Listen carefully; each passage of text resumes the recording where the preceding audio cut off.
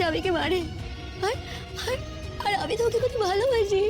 ধারাবাহিকের শুরুতে আমরা দেখতে পাই জিৎ মুখার্জি কর্ণ চ্যাটার্জির সাথে ফোনে কথা বলছিল। এদিকে তটিনী জিৎ মুখার্জিকে জিজ্ঞেস করে, ও কি সত্যি মারা গেছে? জিৎ মুখার্জি বলে, হ্যাঁ, ও সত্যি মারা গেছে।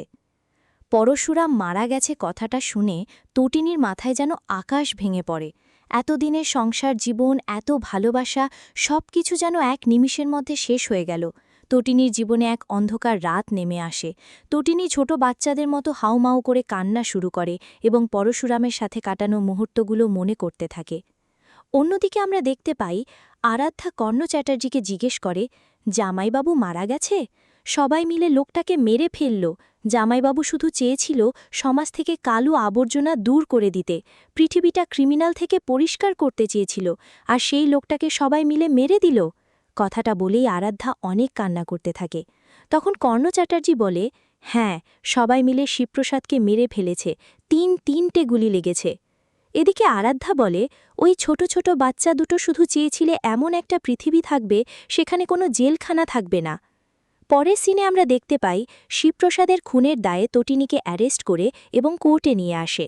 সেখানে অনেক লোকের ভিড়ে সৌরভ তটিনীকে বলে, সত্যিটা যেন সামনে না আসে, আপনি স্টেটমেন্ট দেবেন গতবার লাট্টুকে কিডন্যাপ করলে ওর বাবা বাঁচাতে এসেছিল, এবার কিন্তু ওর বাবাও নেই, তাই বুঝে সুঝে কনভিন্স করে স্টেটমেন্ট দেবেন। আপনি শিবপ্রসাদকে খুন করেছেন, এটাই আদালতে স্টেটমেন্ট দেবেন। এদিকে লাট্টু ও পিকু কান্না করতে করতে এসে তটিনীকে জড়িয়ে ধরে অঝরে কান্না করতে থাকে। পরবর্তীতে দীপালি ও প্রাচীর মিলে লাড্ডু ও পিকুকে ওখান থেকে নিয়ে যায়।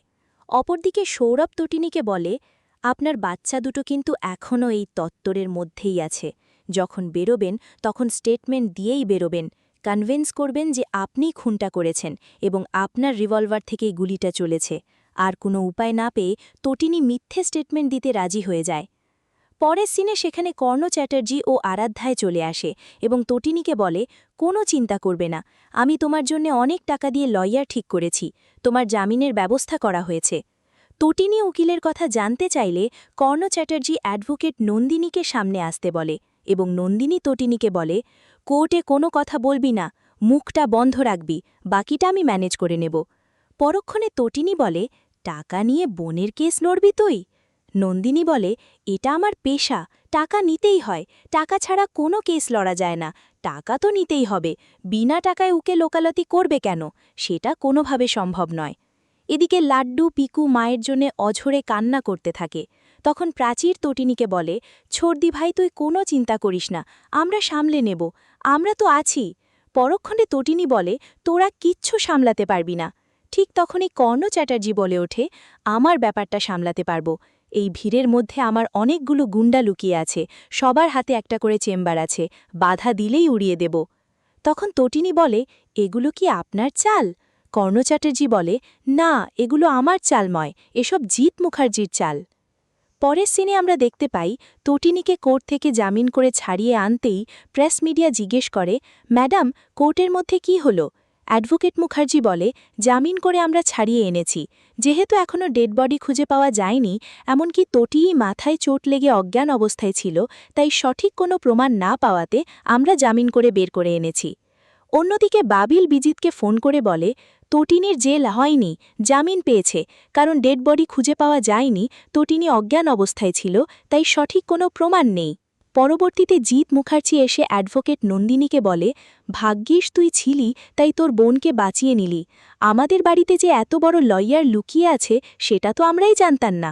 এদিকে তটিনী জিৎ মুখার্জিকে বলে, গায়ে কি সাপের চামড়া আছে নাকি, জিভটা মাঝখান থেকে চেরা নাকি সাপের মতো?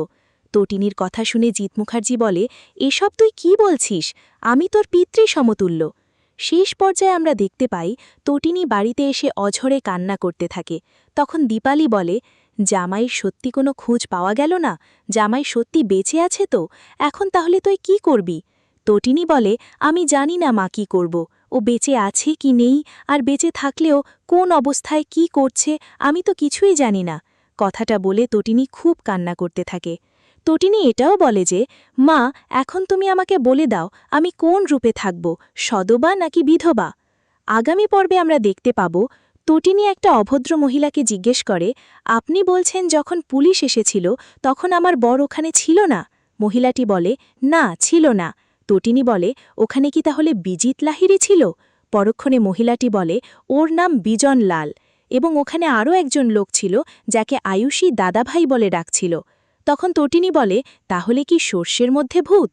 অপরদিকে সৌরভ বিজিতকে ফোন করে বলে, তটিনী গ্রামে বাড়িতে এসেছে, ওকে কি মেরে দেব এখনই?